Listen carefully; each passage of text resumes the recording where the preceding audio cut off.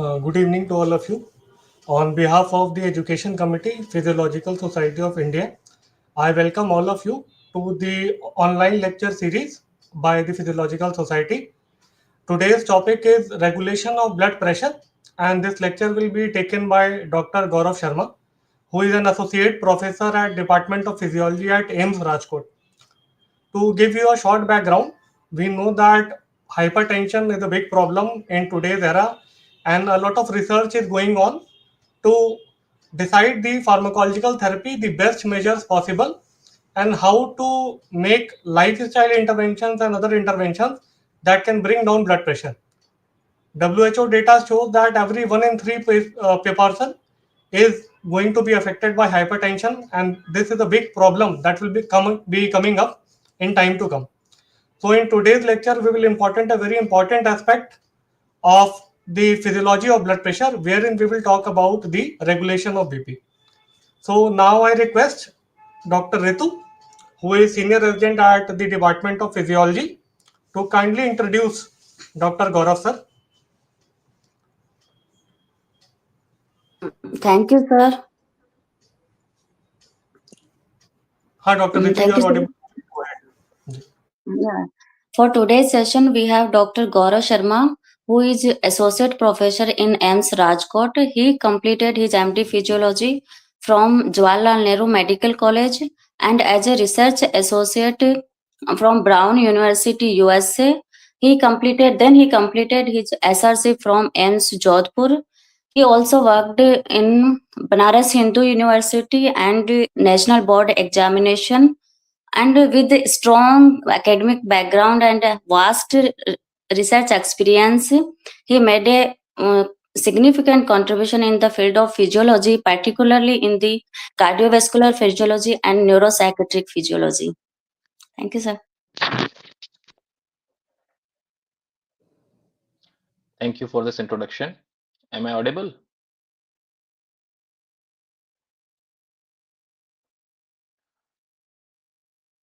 Okay, thank you for the introduction.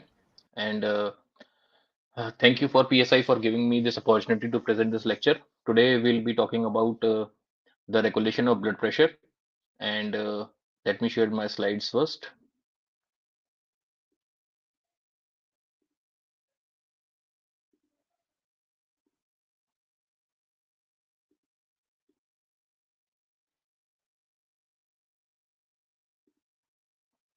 I hope the slides are visible.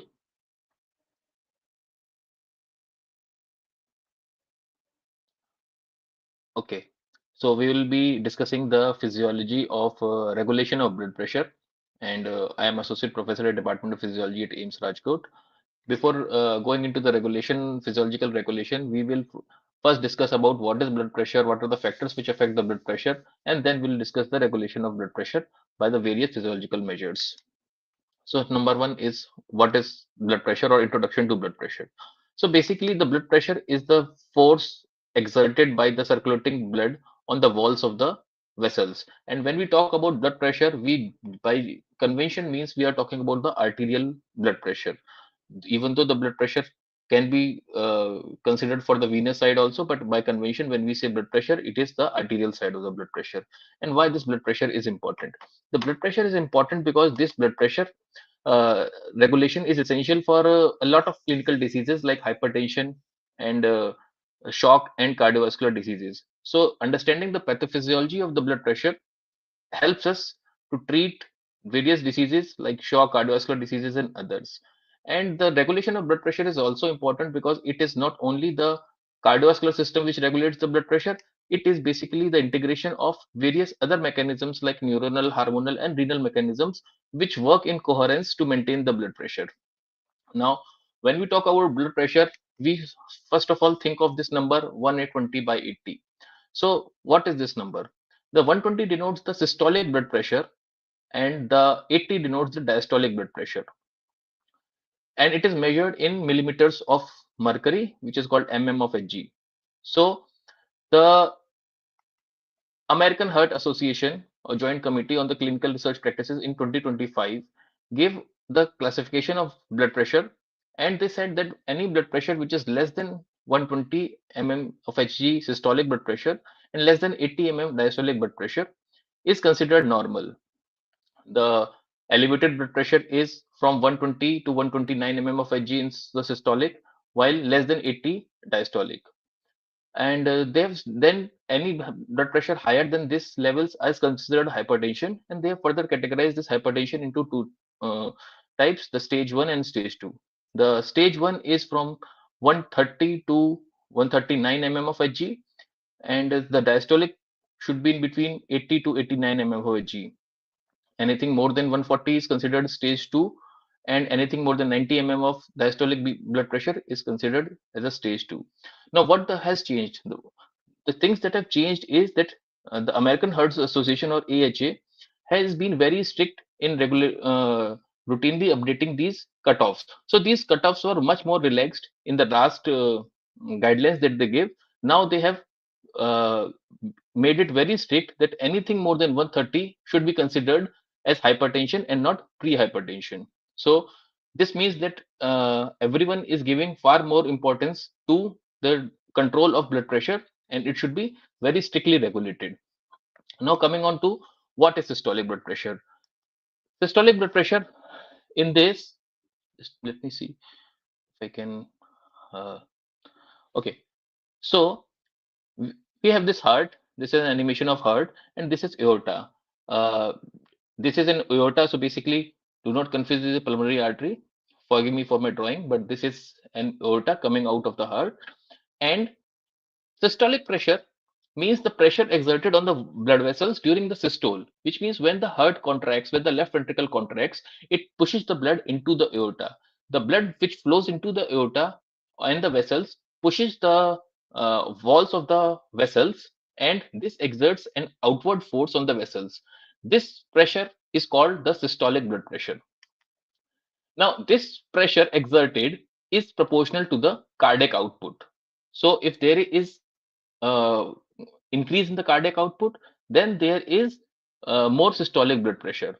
On the other hand, when we talk about the diastolic blood pressure, it is basically the recoil of the blood vessels. So once there is enough contraction and diastole has started, what will happen is that the aortic valve closes and blood inside the vessels first try to go back to the heart, which it could not because the vessels are because the walls are closed, and it stays in there, and then forward pressure is exerted by these recoil of these vessels.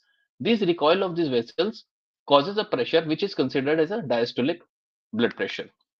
Now, this is proportional to the total peripheral resistance, which is the resistance the blood has going forward.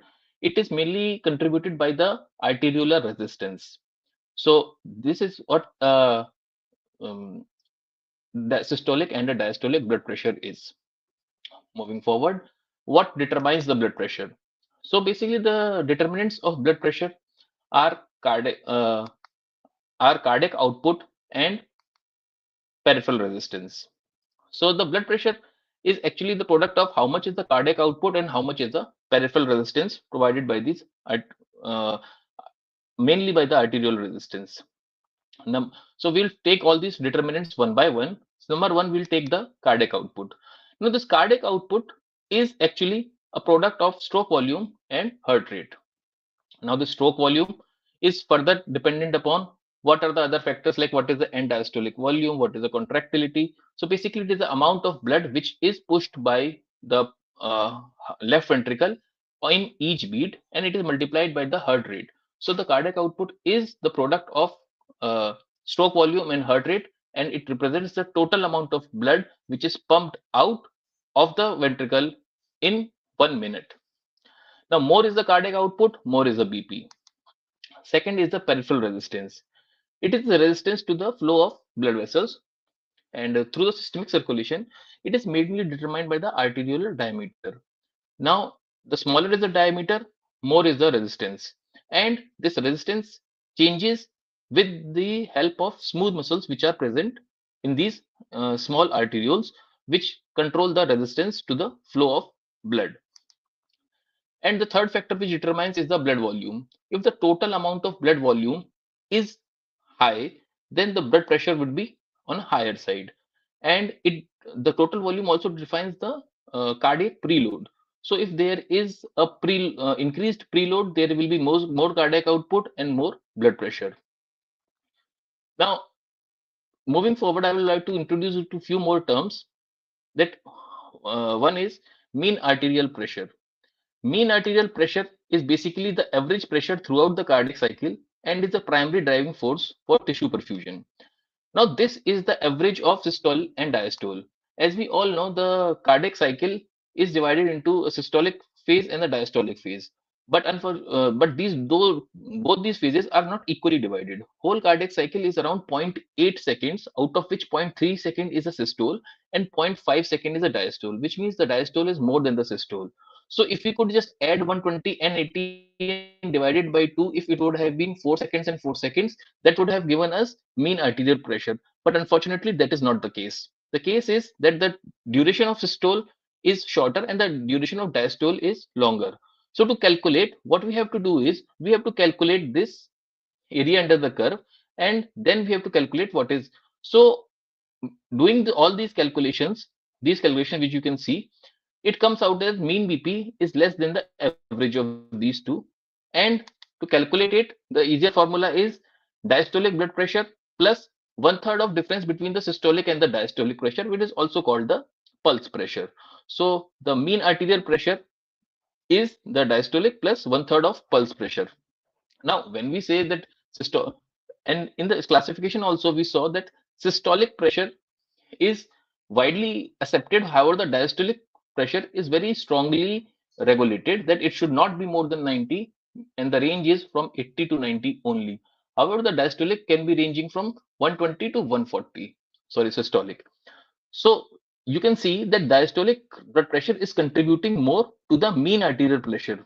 And when we talk of most of the diseases, it is the mean arterial pressure that is to be controlled when we say we are trying to control the diabetes, sorry, control the blood pressure.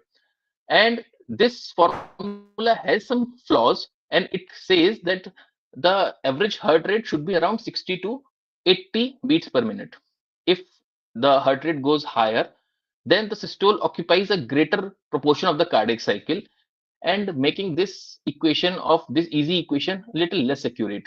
So once we are calculating it, it is taken for granted that the heart rate would be around 80 to 100 or 70 to 80, 90 types. If it is beyond 100, then the systole will take more time in that cardiac cycle, and this equation will not be the accurate representation of the mean arterial pressure. Now, when we talk of mean arterial pressure, there's another term which confuses a lot of people, which is mean systemic pressure. First of all, the mean arterial pressure and mean systemic pressures are not the one and the same thing. Mean arterial pressure was the average of the blood pressure, including the arterial side. However, the mean systemic pressure is the average pressure throughout the circulatory system and is the driving force for blood back to heart. Basically, it involves both the arterial side and the venous side. It is very less as compared to the mean arterial pressure, and it is around 6.5 mm of Hg. So suppose that there is a subject or a patient and there is no circulation and all the valves are open. So the amount of volume of blood which is inside a body which is exerting some pressure on the walls, that pressure is the mean systemic pressure. Moving forward, we talk about first of all the cardiac output. Now, cardiac output is a factor which influences the systolic blood pressure. And what are the key factors? The first is the stroke volume. Now, stroke volume itself depends upon various other factors like end diastolic volume. So if there is more of an end diastolic volume, there will be increased stroke volume, which in turn causes increased cardiac output, which causes increase in the blood pressure. Similarly, if you give someone some drugs which increase the contractility of the heart, then also there will be increase in the stroke volume, leading to increase in the cardiac output and causing increase in the blood pressure. If there is increased venous return, then also there will be more distension or more preload, and the cardiac output or the stroke volume will increase, leading to cardiac output. Then the second thing is the heart rate. Now, heart rate is the balance between is balanced by the sympathetic and the parasympathetic nervous system. So, if there is more heart rate, then there will be more cardiac output leading to increased blood pressure. When we talk about medications, you usually either are controlling either of these two ways. You try to decrease the heart rate, you try to decrease the stroke volume, or you decrease the peripheral resistance. These are various things that you can be doing when you are prescribing right now. But as a matter of discussion for some other day. Moving forward, the peripheral resistance, key factors for determining the peripheral resistance is the vessel diameter. And the most important or the major contributor to this peripheral resistance is the vessel diameter. The arterioles are the primary resistance vessels, and they control the with the smooth muscles that they have, they control the resistance that will be provided to the flow of blood. Another thing which contributes to the determination of peripheral resistance is the blood viscosity. So if there is a very high hematocrit or high amount of plasma protein, then also there will be high peripheral resistance. Another factor is the vessel length. So if the resistance increases, then the length increases, the resistance increases proportionately. And the elasticity, that is the compliance and the distensibility of the arterial walls. As in old age, many people do not have that compliance of the vessel wall. So basically a lot of other factors also along with this lack of compliance contribute to having high blood pressure at the older age. One of them could be compliance of these vessel walls or the arterial walls. Now, regulation of blood pressure, coming on to the main thing. The regulation of blood pressure is usually divided into number one, immediate control of blood pressure. By immediate control of blood pressure, we mean the neural mechanisms, and these takes only seconds to regulate the fall or rise in blood pressure. Various reflexes which are involved in the immediate control are the baroreceptor reflex, chemoreceptor reflex, and the sinus ischemic response. Then comes the intermediate one. The intermediate one is basically uh, it takes from few minutes to hours, and the mechanisms involved are capillary fluid shift mechanism and stress relaxation and reverse stress relaxation. And then there is a long-term control of blood pressure. The long-term regulation takes hours or days to be fully functional, and the main uh, uh, factors or the main mechanisms are renin, angiotensin, aldosterone system, and other is the vasopressin system. We'll talk about all these one by one. We start with the immediate control and we start with the baroreceptor reflex first of all. So baroreceptor reflex is the neural pathway and it is important for immediate control of blood pressure.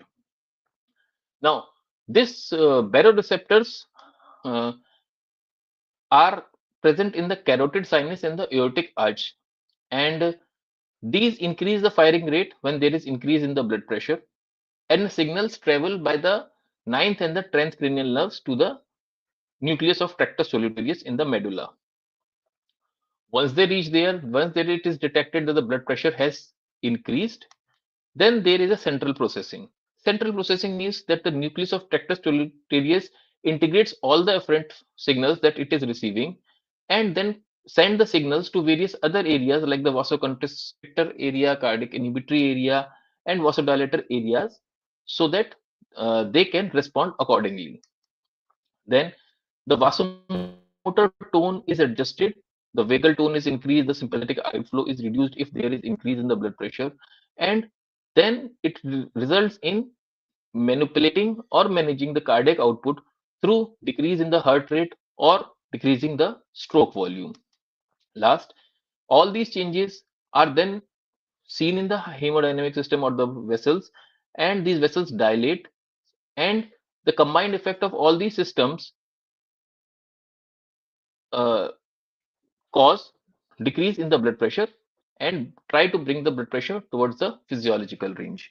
We'll have a animation and we'll see how it works. So basically, to understand the baroreceptor reflex, we have this brain.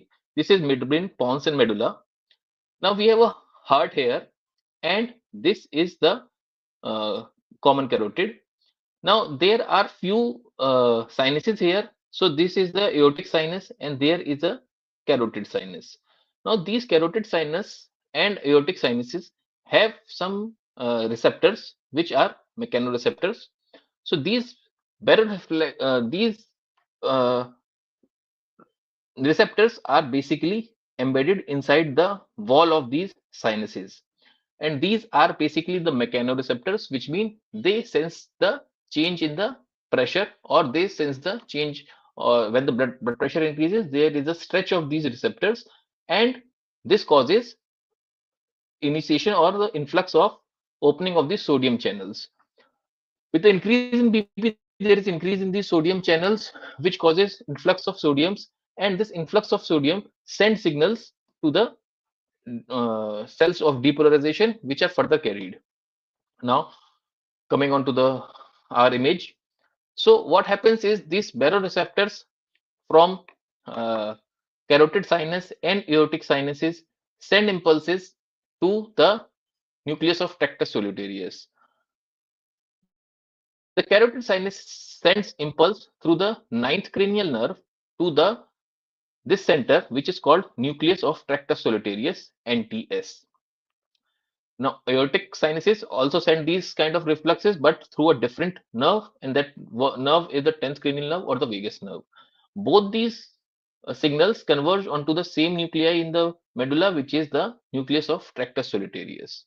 Now, what this tractus solitarius does, it sends the impulses to cardiac inhibitory centers.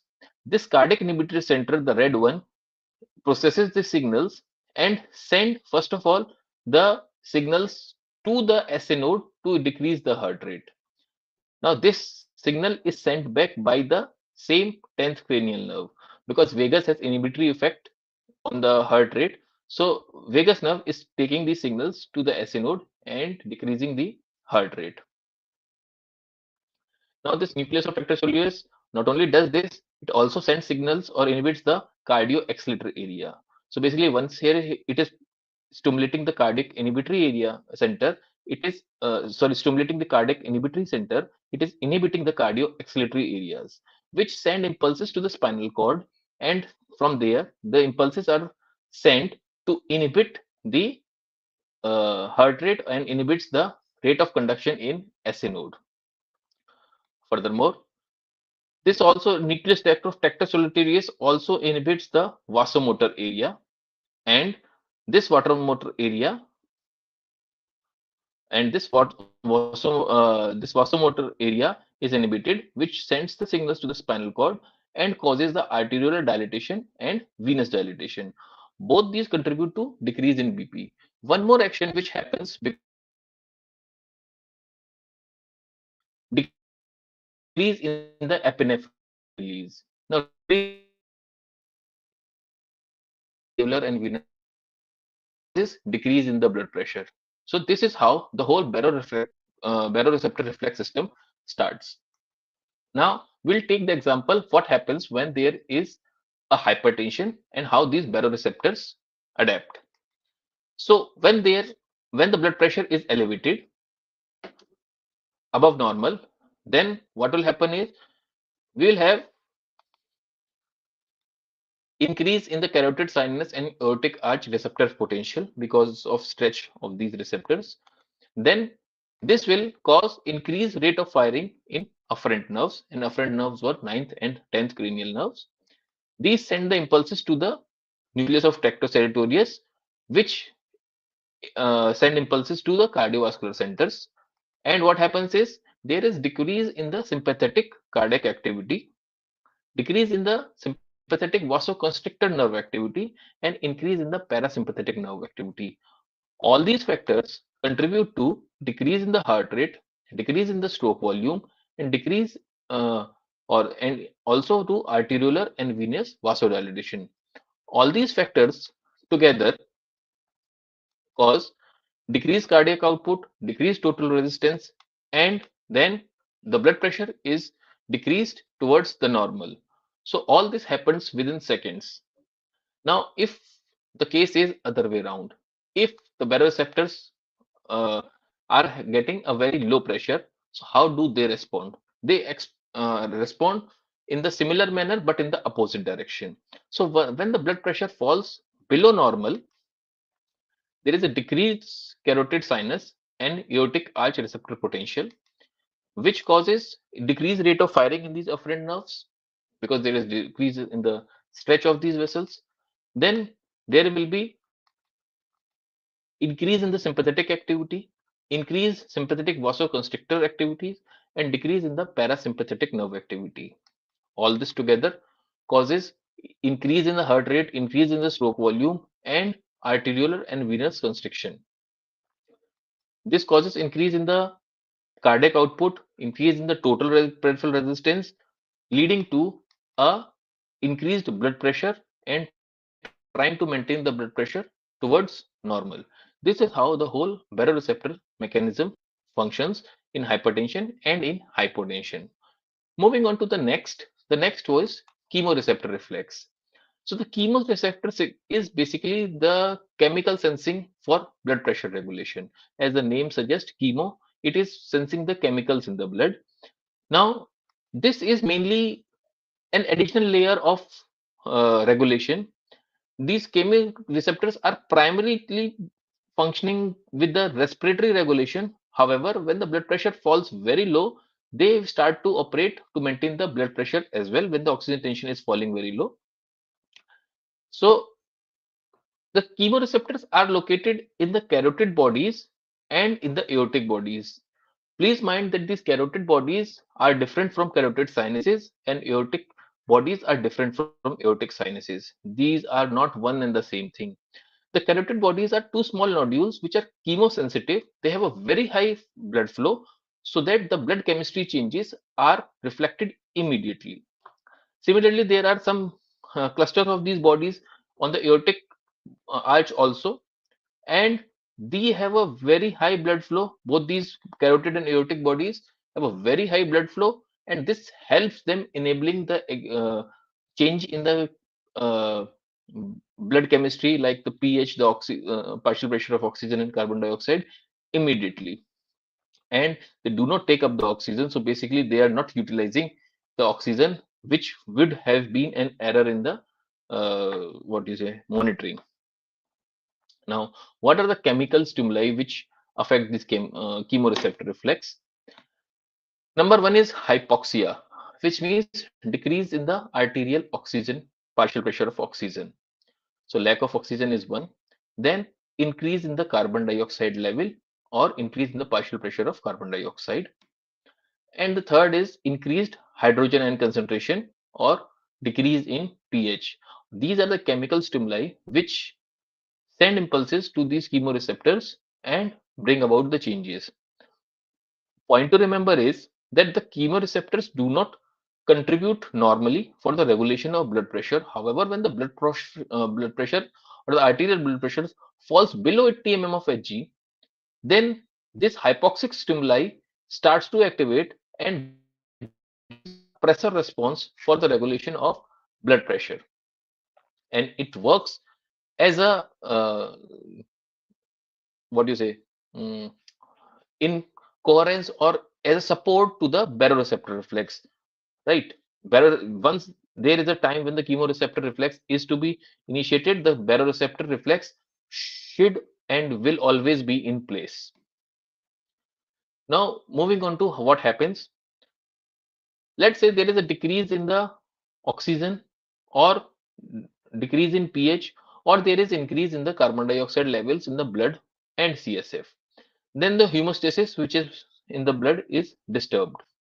Since it is disturbed, what will happen first? There will be a response, and the response will be these chemoreceptors will be stimulated.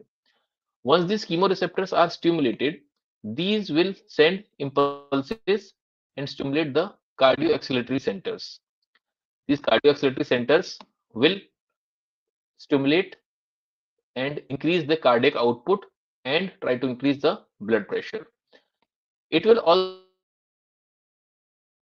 cardio inhibitory centers.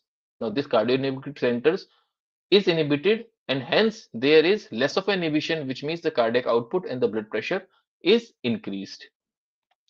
The third thing is the vasomotor centers are stimulated, which causes vasoconstriction and vasoconstriction of the arterial and the venous side both. So arterial vasoconstriction and venoconstriction both.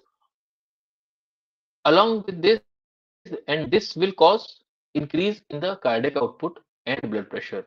So all these three centers in coherence work together to increase the blood pressure when there is decrease in the oxygen or increase in the carbon dioxide or or uh, increase in carbon dioxide or increase in the hydrogen ion concentration in the blood.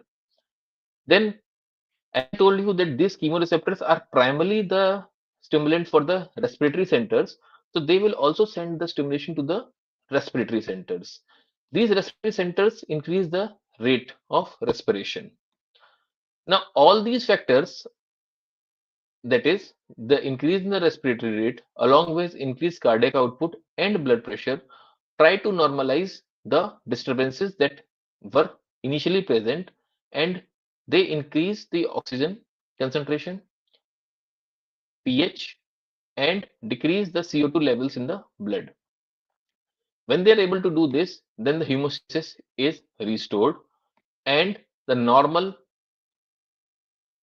partial pressure of oxygen and carbon dioxide and pH of the blood is reinstated. Once it is done, the response is complete.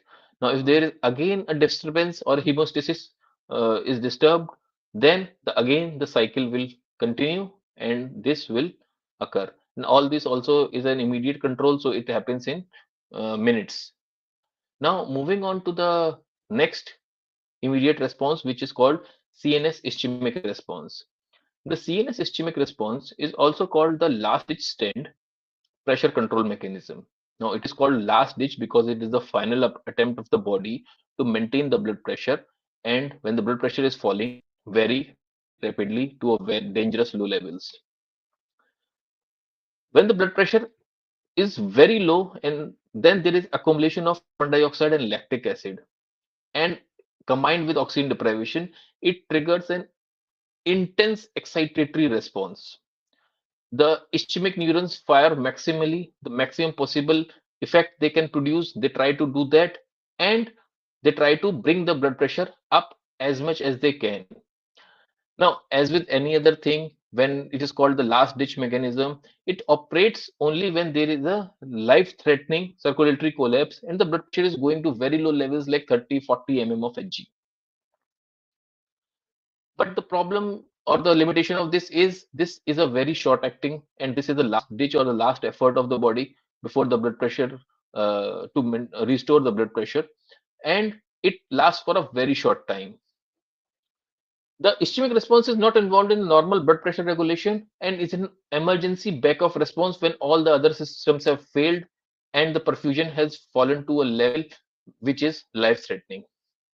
Now, moving forward, this is activated at a threshold of 60. So activation threshold is 60, which means when the blood pressure falls below 60 mm of Hg, and when I say mean arterial pressure is falling below 60 mm, this is life-threatening condition. Then the this starts at 60, but the maximum stimulation is when the blood pressure is around 15 to 20 mm of Hg.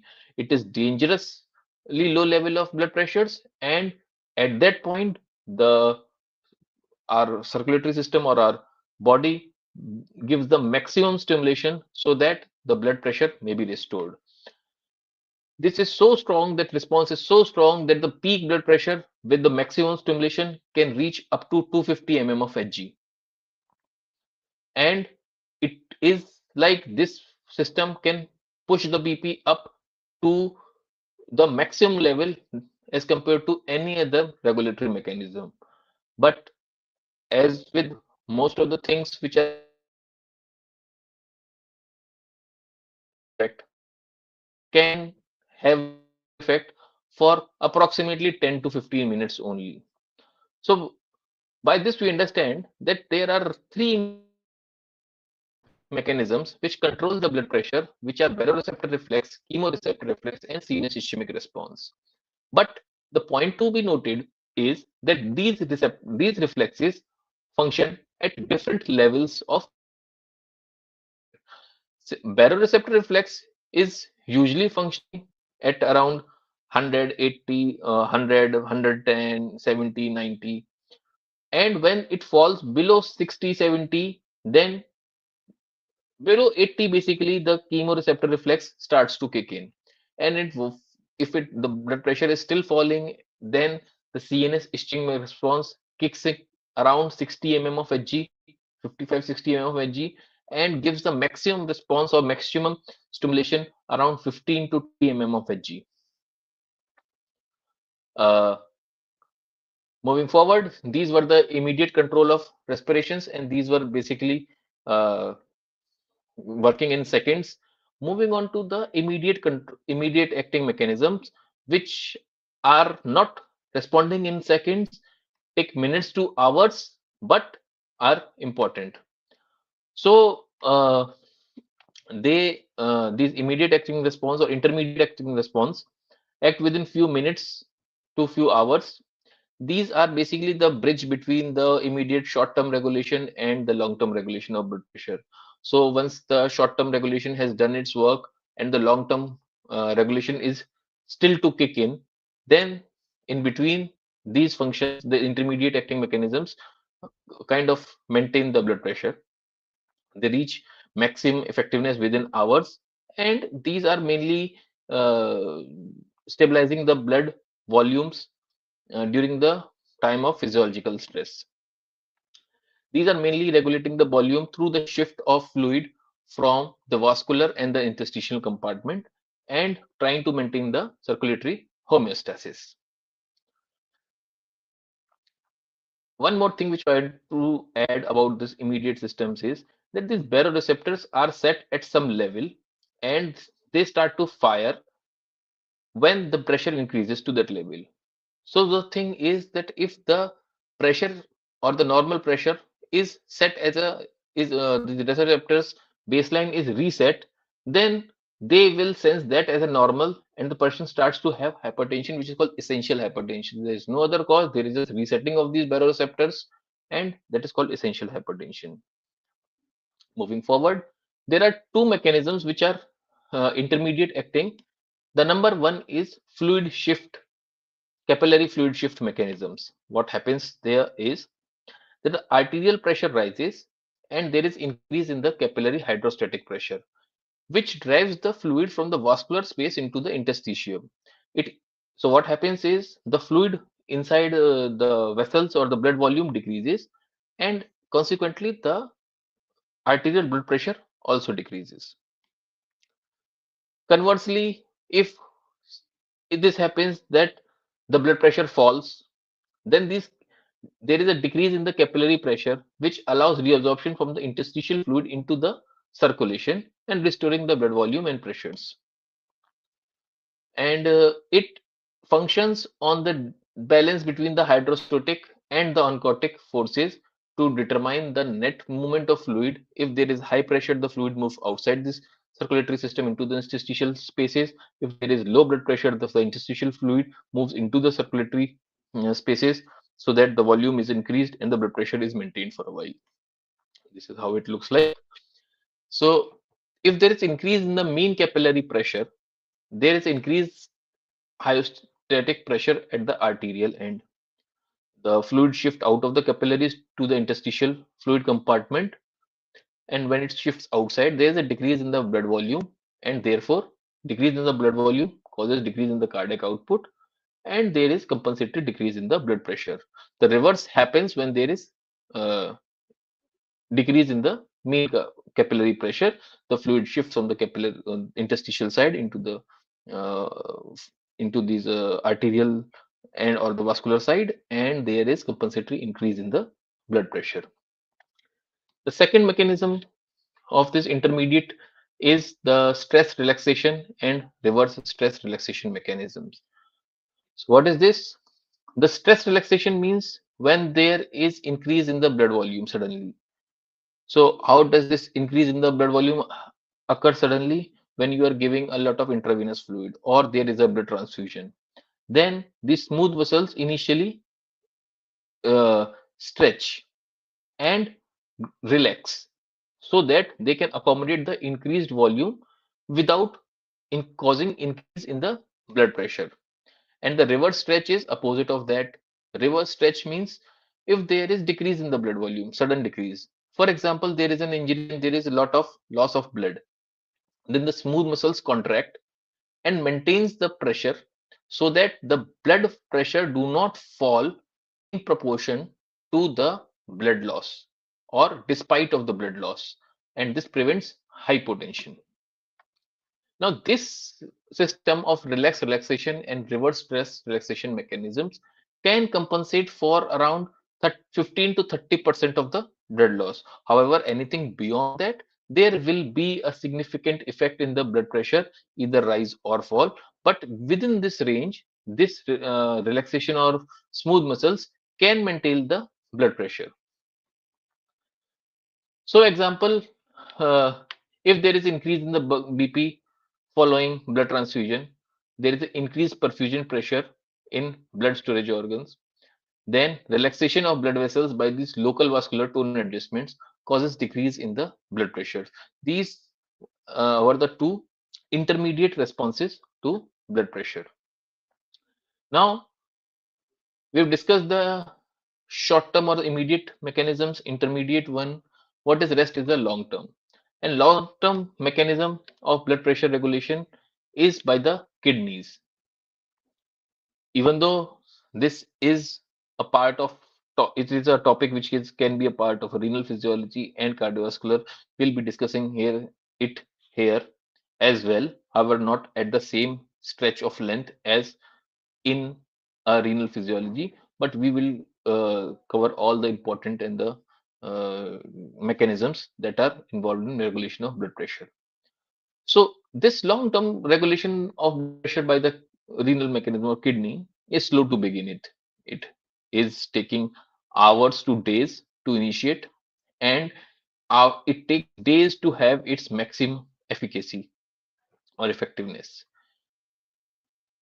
It doesn't have a very hard cut range. It can only function till this day, but can restore arterial blood pressure completely also. And this effect can last for years. So it starts off a little late, maybe after days, but the effect or this system can maintain the blood pressure for years without having an effect on your actual blood pressure. The system will function on its own, which means this system has an infinite gain. The most important of these is the renin angiotensin aldosterone system, which I'm sure you must all have heard about it. So this is the renin angiotensin aldosterone system. So we'll discuss it. Uh, we'll discuss it from here. You can see. So when there is decrease in the renal perfusion, when the blood flow to the afferent arteries in the uh, kidneys is decreased, the pressure is decreased, there is decreased perfusion, then there is stimulation of juxtaglomerular apparatus, which is near the proximal carotid tubules, and they start to secrete renin. Once they secrete renin, the system kicks in, and this system converts the angiotensin, which is secreted from the liver, into angiotensin 1.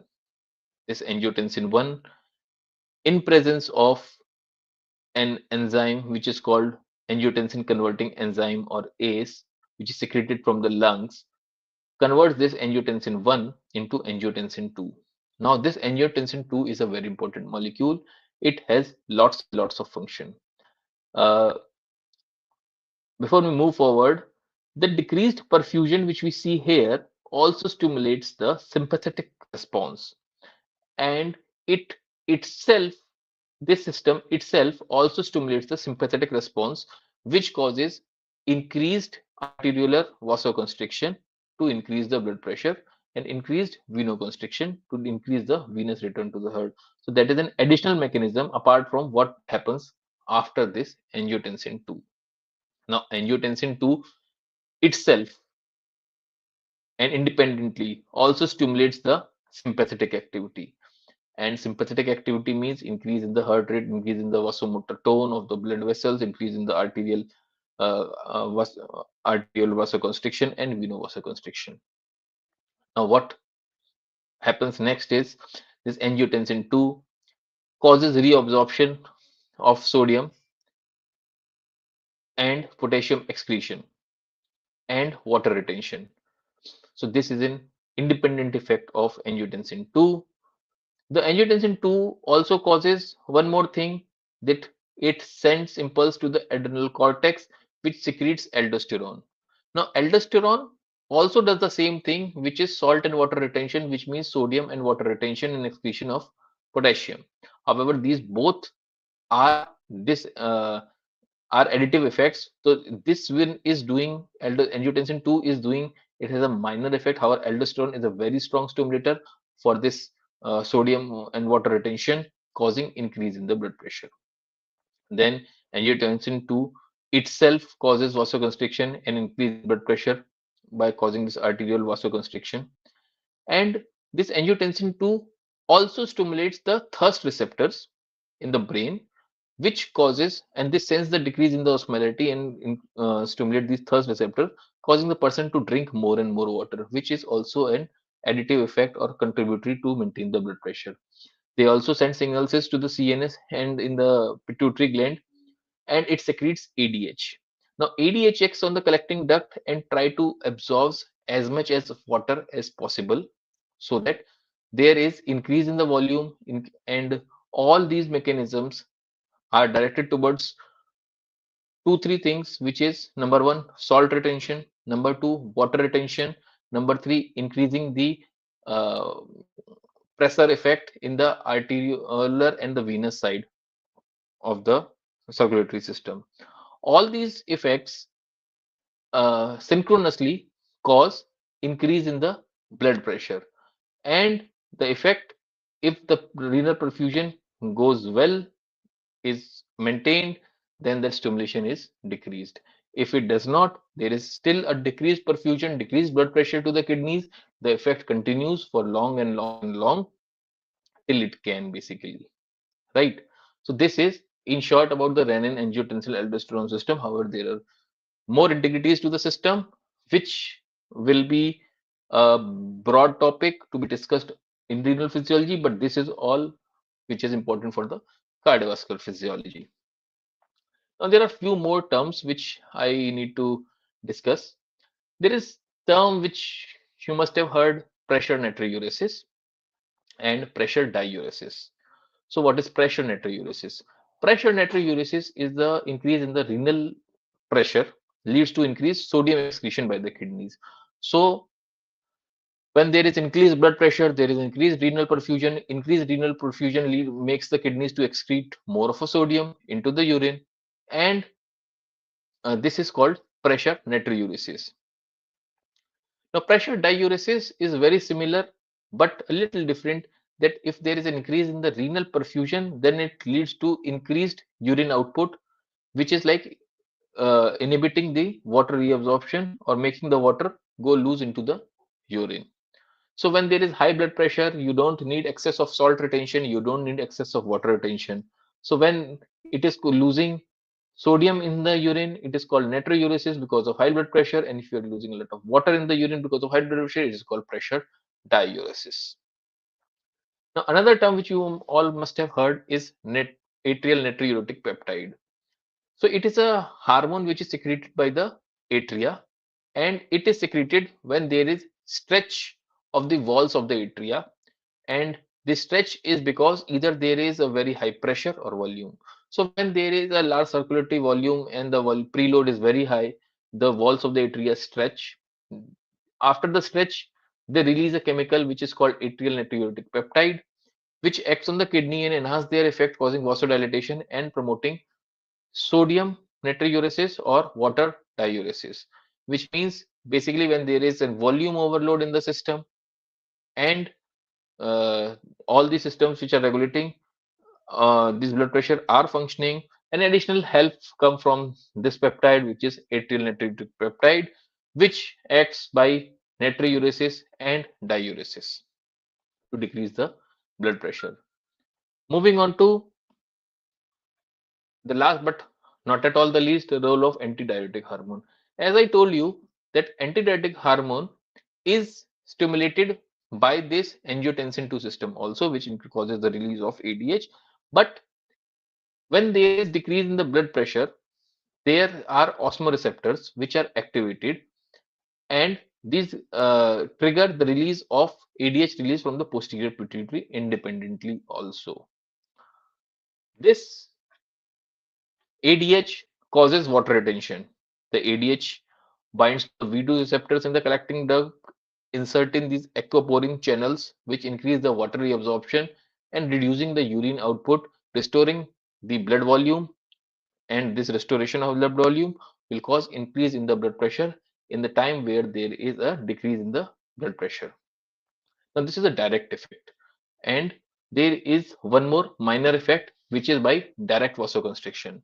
So, at very high concentration, this ADH also acts on V1 receptors in the vascular smooth muscles. And these vascular smooth muscles cause direct vasoconstriction and increase peripheral resistance. And both these effects together cause increase in the blood pressure or maintenance of the blood pressure when the blood pressure is very low.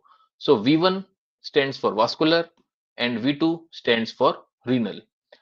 The V2 receptors are located in the principal cells of the kidney.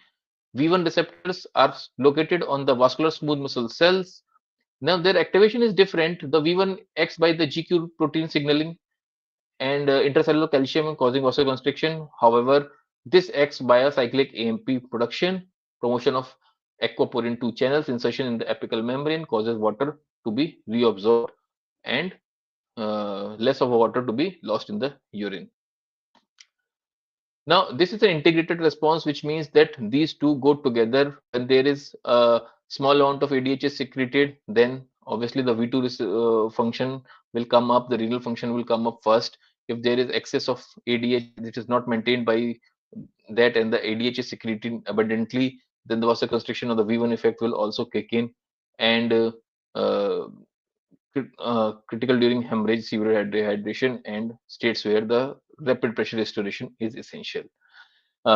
These were the mechanisms about regulation of blood pressure, the short term, the intermediate ones, and the long term mechanisms for the regulation of blood pressure. However, I would say this is not everything that should be known, but this is more or less uh, everyone or every student must be knowing about the regulation of blood pressure. This is all from my side. Thank you so much.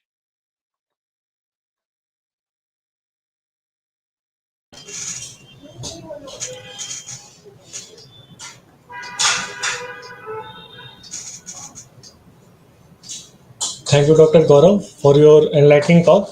I believe there are no questions in the chat box or in the YouTube comments.